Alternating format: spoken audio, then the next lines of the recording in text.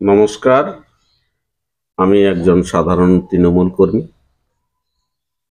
আসছে এই নববর্ষের 2025-এর সমস্ত তৃণমূল নেতা কর্মী সবাইকে জানাচ্ছি আন্তরিক প্রীতি ও শুভেচ্ছা এবং অভিনন্দন।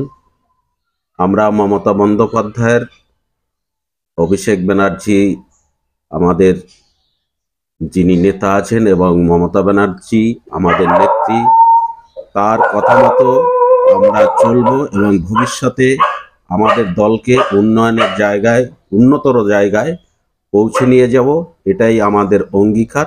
এই অঙ্গীকার রেখে মমতা বন্দ্যোপাধ্যায়ের যে সব কর্মসূচি রয়েছে, উন্নয়নমূলক কর্মসূচি, সেই কর্মসূচিগুলো আমরা মানুষের কাছে প্রচার করব, তথা আমরা ভারতবর্ষে একটা বিশেষ জায়গা মমতা বন্দ্যোপাধ্যায়কে যাতে করতে পারেন সেই ব্যবস্থার জন্য আমরা সবসময় কর্মীরা সচেষ্ট থাকব।